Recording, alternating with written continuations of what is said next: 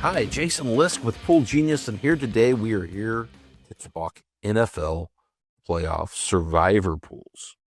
Now, if you have never played in a survivor pool, let me tell you, or in a playoff survivor pool, if you played regular survivor pools, but you're just getting into playoffs, it's a whole different beast. Remember, those of us of a certain age remember the ads. This is your brain. This is your brain on drugs. Well, NFL survivor playoff pools are survivor pools on drugs. Chaotic, crazy, limited options. Things get difficult quickly because, in a regular NFL week, yeah, you got a plan and you got to have teams available, but you know the schedule and that those teams are going to play in week 15. They're at least going to show up and put the ball out. You don't know who's going to show up in the divisional round. You don't know who's going to make it. You don't know who's going to be in the conference championship or the Super Bowl. And so you can get a pick right, and then you can end up being done because you don't have any more teams left. So there's a lot of strategy, and we're going to dive into all of that strategy for a variety of different pool types. There are various formats, ways in which you might play a playoff survivor pool. We're going to cover several of them.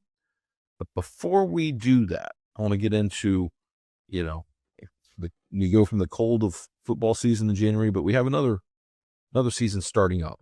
One that's near and dear to my heart as well, golf season. We have golf one and done pools kicking up, and let's hear why you should consider that if you're also interested in Survivor. You may not know it yet, but you have a hidden talent.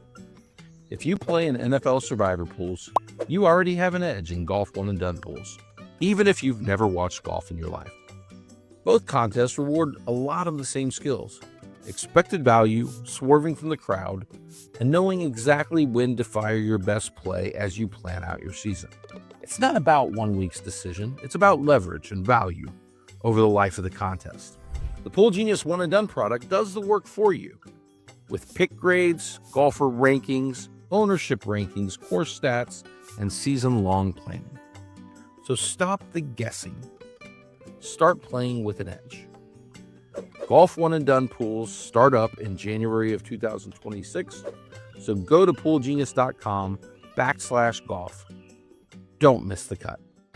Okay, so let's pick up with some of the different ways you may play a playoff survivor pool, because there is no one size fits all. Lots of different ways people end up in the playoffs needing to make survivor picks.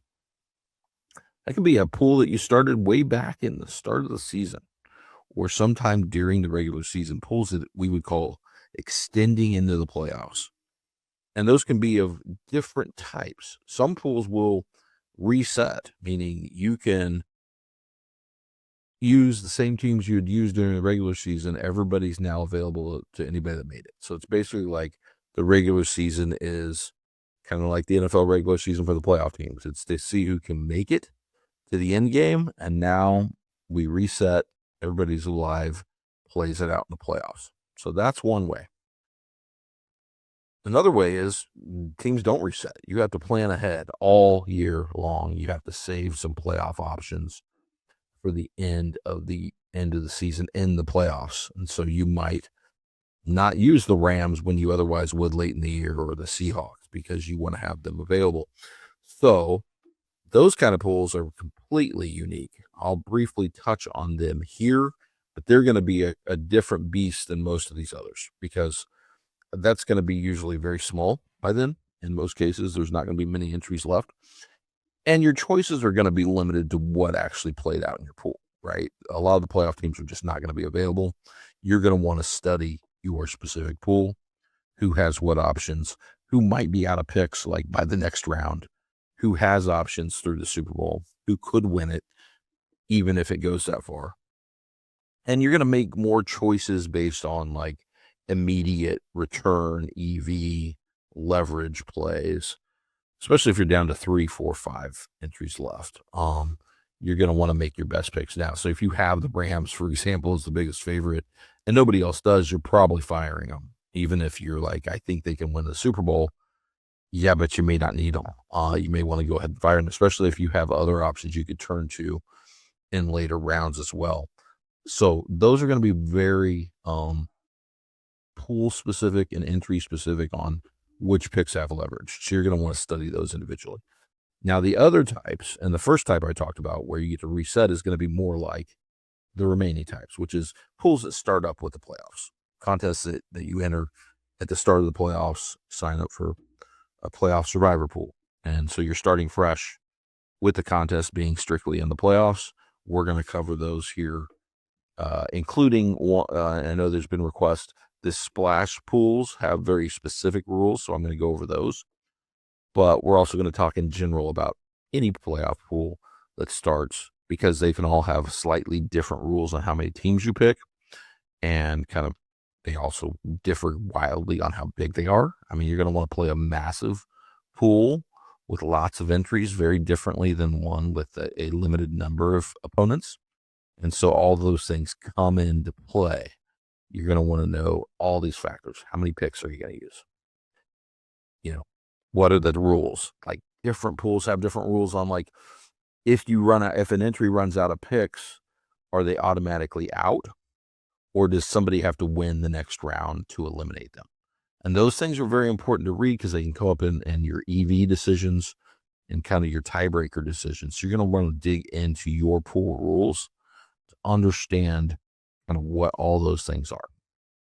Now, the main thing about survivor pools that makes them crazy in the playoffs is what I talked about early. We see this in NFL survivor pools. We saw it in a very quick window in things like the Thanksgiving pick week for the Circa contest and other contests that have very restricted pick weeks. And we see it in our March Madness pools, NCAA tournament pools with Survivor, very similar concept to these playoffs, which is your options run out pretty quickly, because not only do you have to make a pick for this round, but you have to understand that the pick you're making for this round is inherently a bet that team will not be deep in the playoffs, in the Super Bowl, right? Because no matter what, if you pick a team in the wild card round that makes the Super Bowl, you're probably in most cases losing the pool. There are some scenarios where it could be a massive push, etc., depending on the rules. But in most cases, you have to think about it like that. Like, I cannot make a pick, or if I make this pick, the scenarios have to play out that team doesn't win it or doesn't reach the Super Bowl from that conference, or I am in trouble. So we call this path odds, like understanding the path dynamics of your picks, which is in large part the picks you make in the wild card round are going to dictate how the rest of your playoff survivor picks go. You're going to want to, for the most part, the easiest way to keep yourself from running out of picks and getting eliminated is to pick teams and then pick against those teams in the next round, so that you don't have other picks lurking that you made that are in a different part of the bracket and can beat you. Now, you can't always do that cleanly. Pools that require multiple picks, etc., like the splash contest we're going to cover, obviously you can't do that entirely, but you still have to have that concept in the back of your mind that, generally speaking, I'm going to need to pick against teams that I'm picking now. So that thing creates interesting dynamics that are different than the NFL regular season, because immediate EV is not your only goal. Popularity may be tied to win odds, but getting the best win odds this round may be different than getting great win odds in the divisional round or the conference championship. And so the path analysis we do helps break down the overall path. That is, pick this wildcard team, then pick against them in the divisional round, then pick against that team in the conference championship. And then hopefully at the end of that, you can then make a pick from the team from the opposite conference to reach the Super Bowl, no matter who it is, and win your pool. And so we lay out those paths, that 4-sequence path percentages. Take a look at them, because some paths have great immediate odds but poor later odds, and vice versa. And so let's pull up a list of this year's paths. So what these numbers mean. Listed the wild card win percentage just for the game, but I also listed the path survival odds of playing out that path sequence. Let's start with the top, for example. Houston. So you pick Houston as the favorite at Pittsburgh. Houston wins. They could play a couple different scenarios. You don't know who they're going to play in the second round and the divisional round. If they win, they as the 5 seed, they could go play Denver. So you may be picking Denver, but you don't know that for sure, because if 6 seed Buffalo and or 7 seed New England or Los Angeles Chargers pull the win on the road, those teams would go to Denver instead of Houston, and Houston would be playing somebody else. Could be New England, could be Jacksonville, it could be even 6 seed Buffalo. So Houston's path has a lot of different options, and our past survival odds overall are taking in all those scenarios, right? Some paths are going to have slightly higher odds than others, but regardless, if you pick Houston, you're going to be wanting to probably pick against them in the divisional round. That then gives you a pick into the AFC Championship game, where you would then have the other side of the bracket coming through cleanly, and whoever made it, you would pick. And then you'd have the NFC wide open. So whoever makes out of the NFC, you don't have to make that call in a single pick pool. Seattle, the Rams, Eagles, or somebody else, that's who you're going to get in the Super Bowl with this path. And so that's an explanation of what these path odds mean. There's variations, that these numbers are like averages on the various things that can play out. But what we see here with these path odds, 2025-26 playoffs.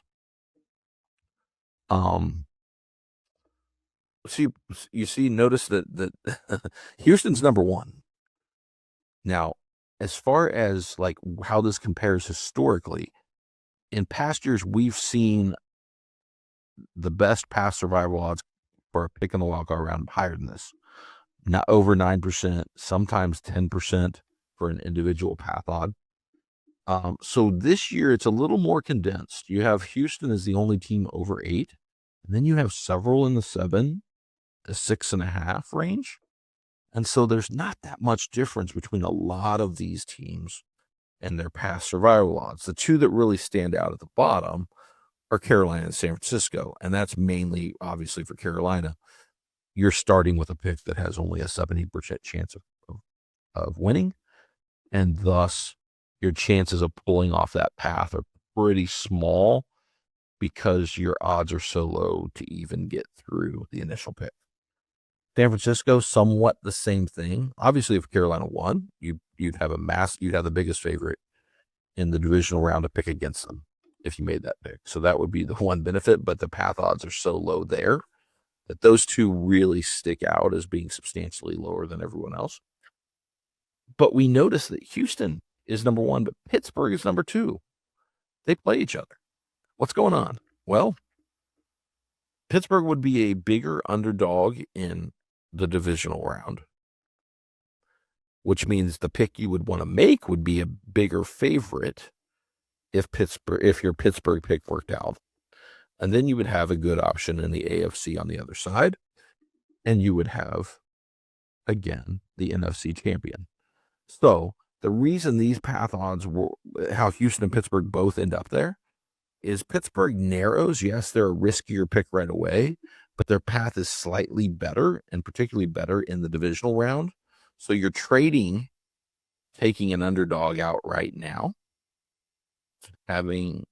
if it works for you, A, it knocks out the favorite who's going to be a little more popular, and B, it puts you on a nice favorite in the next round going against Pittsburgh.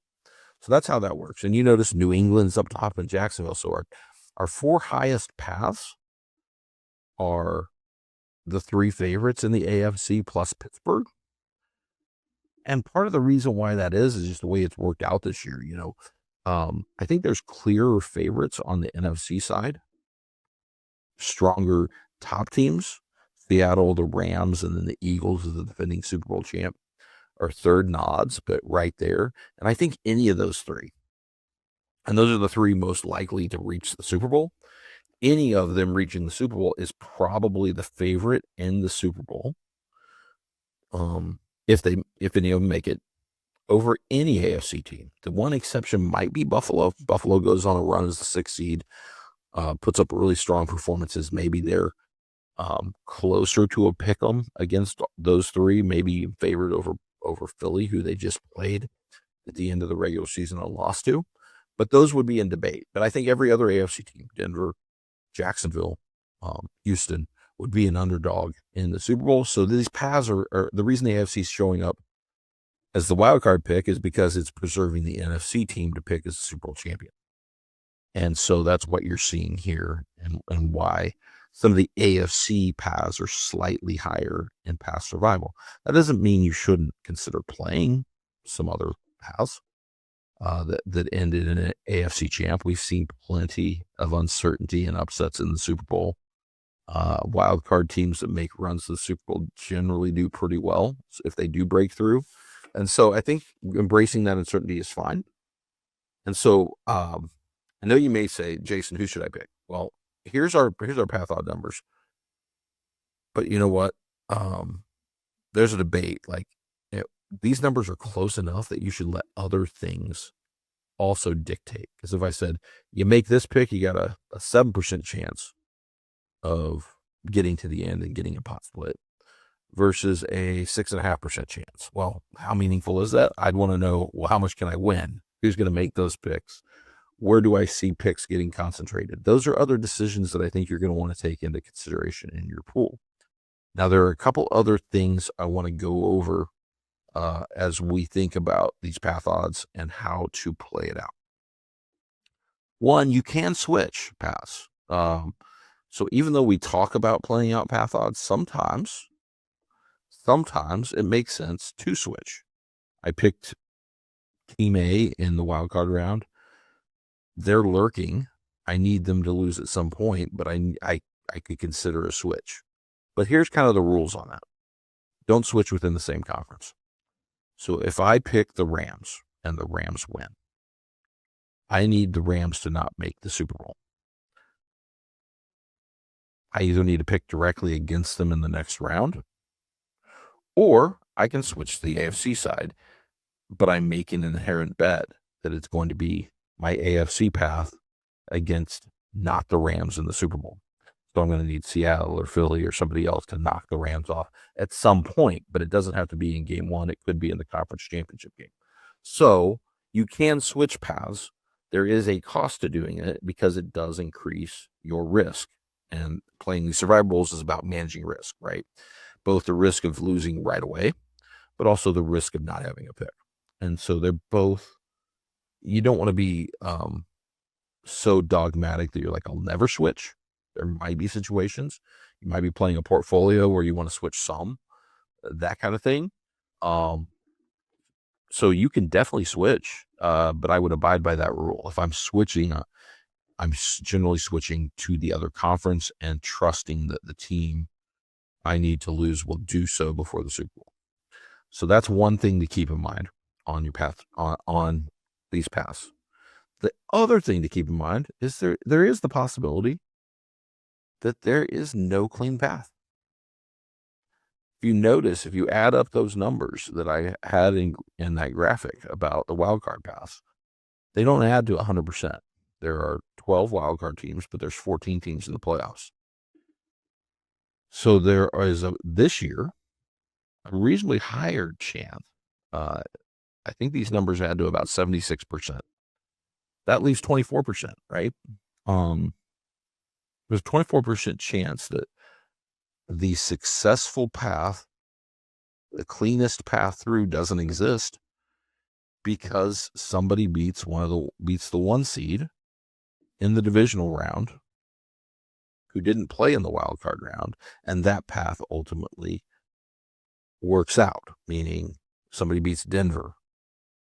Then the team that beat Denver loses in the conference championship game, and then that team loses in the Super Bowl to the other side of the bracket. That would result in a path where there was no clean path possible with a wild card pick. In those scenarios, the only winners would be potentially people that were willing to pick and maybe switch paths to the underdog pick against, or the road team pick against Denver or Seattle. So that possibility exists. There is the possibility there is no clean path. Now, I'm going to give you, because you may be looking at these numbers, I'm going to give you a little historical perspective on what's won, what would have won survivor pools in the playoffs, what would have been the cleanest path to a victory going back to 2011. So here's a quick summary of what pick would have happened in the wild card round out of 14 years, right? There's 14 years, 2011 to 2024 regular season. The ultimate winning path involved the following picks in the wild card round. 5 outright underdogs or pick'ems, right? 1 was a road pick. 4 more were true dogs. 4 more favorites that were shorter favorites of 3.5 or less. So that's 9 of our 14. Were either underdogs, pick'ems, or short favorites. That's the majority. The majority of the paths that worked cleanly actually involved taking more risk in the first round. Then you have 3 favorites of 4.5 or more. That includes last year's path, by the way. Baltimore is a big favorite over Pittsburgh, but then if you picked against Baltimore in a pick'em type game between them and Buffalo, and then you picked against Buffalo with Kansas City in another pick'em type game in the conference championship game, and then you had Philadelphia in the Super Bowl, you would have won your pool. So that was the path last year. That is not generally how it's worked out, but every year's a little different. But yes, 3 favorites of 4.5 or more have been the starting key picks for successful paths. And then there were 2 unavailable paths. These were both before we expanded to the 7 playoff teams per conference rule. So that has minimized a little bit of that risk, because now there's only the 1 seeds. I think one of those years would involve Jacksonville as a 3 beating Pittsburgh the 2, and then progressing and then losing to New England, et cetera, et cetera. I think it was 2017 when the Eagles upset New England. So that is still possible, and it has happened. So I think the lesson of all that is, though, as you think about what's the best pick this round, there's been lots of ways to skin a playoff survivor pool with your first pick, including outright upset picks, which set you up on better paths maybe if they succeed, but are riskier. Short favorites, which set you up generally in cases where those teams are going to be the underdog in the next round. Some significant favorites if you're willing to pick against them soon after. So all of those things go to show that there's more than one way to get through these contests, right? And this year, with how bunched these things are, with how Houston and Pittsburgh are up top playing each other, how a lot of these are close in path odds overall, things like popularity or path EV should control more in your contest. So let's pull up here my popularity estimates and the actual win odds for just the wild card round picks. But remember, I'm going to put some caveats on these numbers, because I've got the Rams now estimated at 43%, the most popular pick. There's going to be variation in pools, right? Obviously, some that are moving in from having played all year or may not have the Rams at all, or they're going to be low owned. Some pools don't reset or don't force you to only pick a team once. They'll let you pick whoever you want in each round. And some of that data may be leaking in here. And I'm regressing. Like when I look at some raw data, the Rams are well over 50% in survivor picks. I'm regressing because I think in sharper pools, it's going to be lower. There are factors that are pulling them down, including people wanting to save the Rams, some segment. But the siren song of playing a 10-point favorite is usually pretty strong in survivor, especially in a week where most of the games are short spread games. And so I think the Rams are going to be the most popular pick across all survivor pools.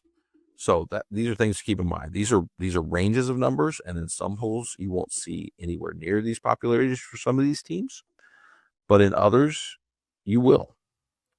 So, but I would use these as like an estimate of like how popular is a path going to be, because you're going to have people. Here's the reality of playoff survivor pools. People bounce around. They don't follow the rules. they risk getting eliminated and running out of picks. So they may pick the Rams this week, but then let's say whatever the biggest upset is out of wild card weekend, and then so we have a 6 or 7 point favorite next week. They'll pick that team. Maybe it's Seattle. Who knows? Well, if you pick Rams on one side and Seattle on the other, you're pretty much done in the NFC if that's the NFC Championship game matchup, right? But they'll bounce around. And so you'll get edges on people just by playing by these rules, but kind of abiding by these rules. But this will tell you like how people might start and what paths might put people on successful starts if they hit. And so the Rams path is a moderate path in overall survival, but a potentially popular one. So for that reason, I think there's different ways to play it, but I'm probably thinking about in smaller pools, I'm fine playing more Rams in really large contests. I'm probably underweight the public in my usage of the Rams if I'm playing several entries, because I want to have more scenarios where I can use them late as a hammer if close to a majority of the pool has used them already in wild card round 1. Because I'll take you back to 2020. The Bucs were in a very similar situation. 5 seed, Super Bowl contender, one of the top in the conference, played on the road as a 10-point favorite. Won. People used them in survivor pools, and then they won again, and they won again, and they won the Super Bowl. So the people that had the most patience were rewarded in that particular year. And so I'm probably willing to wait on the Rams for the most part in a single pick type of environment, knowing I'm giving up a little EV.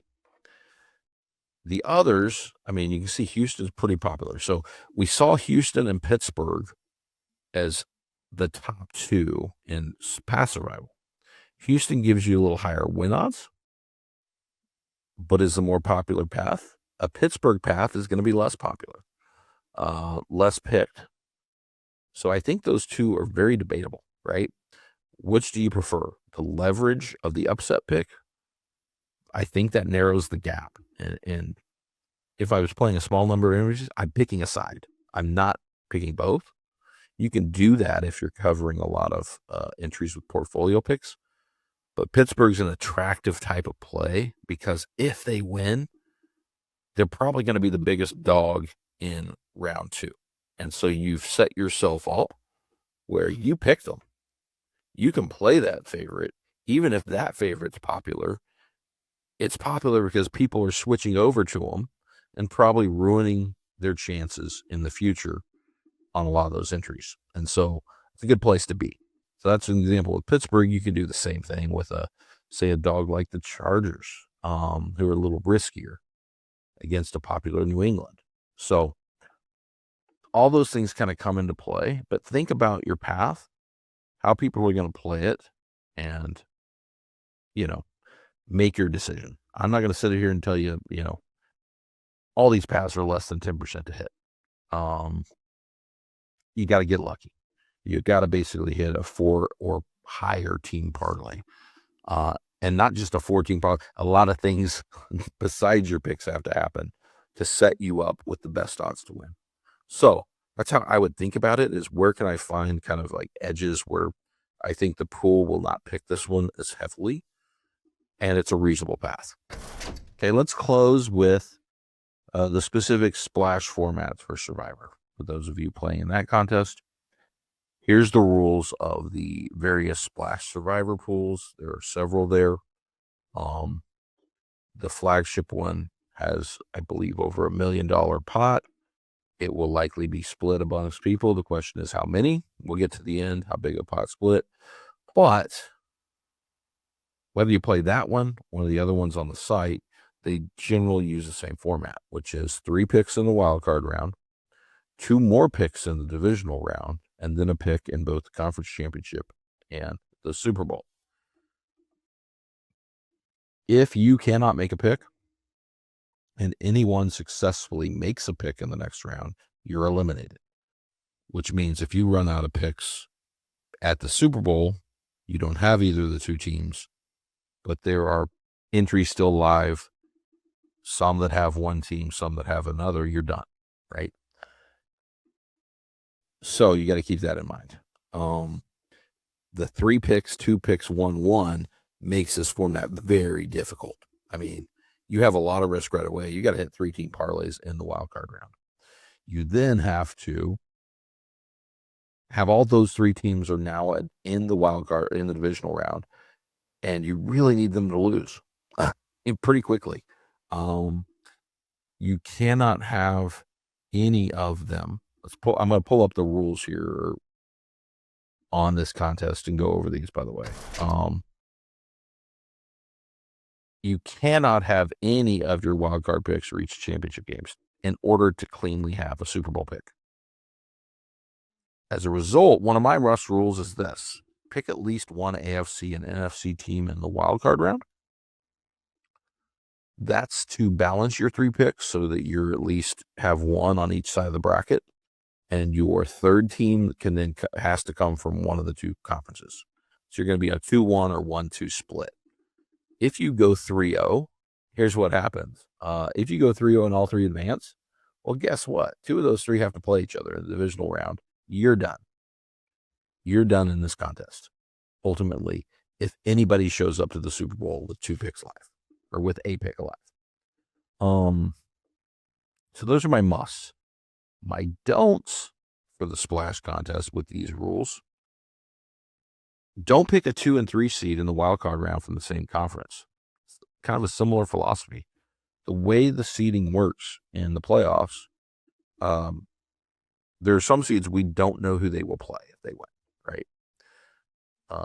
But if both the 2 and the 3 win, which is what you need them to do if you pick them, they're guaranteed to play in the divisional round. They will be playing. If New England and Jacksonville both win, Jacksonville's at New England next week. If Chicago and Philadelphia both win, Philadelphia's at Chicago. You then don't have either of those teams. One of them will reach the conference championship game. You will have had to pick a game from the other side of that conference to get to the conference championship game, and you're done. And so that's kind of my don't there, is don't pick a 2 and 3. And don't pick 2 teams from the same conference in the divisional round. So in the divisional round, we talked about splitting it up and having 2 and 1. Well, what you're going to do in the divisional round is you're going to pick for 1 game from each conference, probably against one of the 3 teams you just picked. So on the conference side where you picked only 1 in the wildcard round, you're going to pick against that team in most cases in the divisional round in this contest. In the conference that you picked 2 teams, neither of which were a 2 and a 3. And I'll go over really quick which teams you can pair, because there are some matchups you can't control, like the 4-5.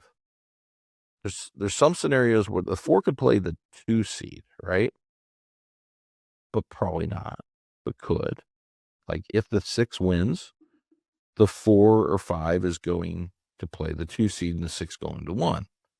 The 4 or 5 could play the 3 seed if the 7 seed wins. They could also play the 6 seed if both the 6 and 7 win. So there's a lot more question marks around the 4 and 5 seeds. They make for good paths, but they also do create some risk in these multi-pick formats where you have to pick multiple teams and you could end up blocking or meeting up in the divisional round. So the only clean pairings you could have on in the splash contest that you're guaranteed not to meet in the divisional round, the 2 and 6 together, the 3 and 7 together, and the 4 and 5 with either the 4 and 5 with the 7, right? And so those things will never happen. Like the 4 and 5 will never play the 7. The 2 will never play the 6, because if the 2 wins, they're through. The 6 then becomes the worst seed to advance. They go to the 1 seed. And so those are the pairings you got to think about: 3-7, 4-5-7, 2-6. That you could include cleanly. You can also mix those 4-5s with some, but you're just needing those scenarios to play out where you don't catch that specific matchup in the divisional round. So keep all that in mind. These are kind of like do's and don'ts, and it can get complicated, but just try to abide by that. one team from each conference in both rounds. That extra team needs to be, as much as you can control it, the type of team that will not meet up with your other pick from that conference coming out of the wild card round into the divisional round. And then you just need to play those paths out. So that's my do's and don'ts for this contest. Now, pick popularity. I think you're going to see it Philadelphia, New England, etc. I think they're going to get closer to 40%. I think Houston will be in the upper 30s. The Rams, I think, could get above 60, maybe 70, but I think more people will save them. So I think it's going to be a case where those picks have to go somewhere, and those extra second and third picks will go to teams like Philly, New England, Houston. But you'll also see a lot of these pick-ems, because I think people understand these path dynamics, at least a segment of the crowd, where teams like Chicago, Green Bay, Jacksonville, Buffalo, Pittsburgh could be 20% picked, 15 to 20% picked in this contest, and the Chargers could draw that. I mean, I think the only ones that are going to be sub 10 are probably San Francisco, Carolina consistently. And so that's what makes this a great contest. You got to hit a 3-team parlay. You're competing head to head. Like, the pool's going to get chopped, even if the favorites win. It's going to get chopped. If one of the big favorites that's popular goes down, you're going to see a massive chop. But if the pool's large enough, and so I guess I should clarify this on Splash. We talked about the big flagship contest, but there are smaller contests with smaller numbers of entries. You can be a little more risky on pushing, having a successful path all the way to the end in those, because you may not need that Super Bowl pick, because the scenarios may play out where so much of the pool gets wiped out early that it's down to just a few entries by the conference championship game.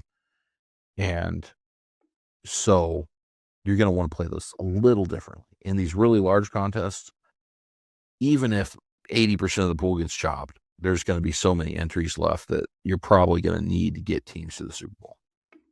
So keep that in mind. We have articles up. I have our article section for our subscribers. So I am going to save some for the subscribers here. I'll give you a little tease, but if you're a subscriber, head to that article. It has a breakdown of this contest, and it lays out 25 of my top 3 pick combos that do not violate these rules that I just laid out, that give you different kind of ways of playing it through the contest, different options to pick from if you're playing multi-picks. I will just generally say there is a lot of different ways you can play it. Think about what you win if you win, right? Like picking Houston, I'll give you an example. This is a good path, right?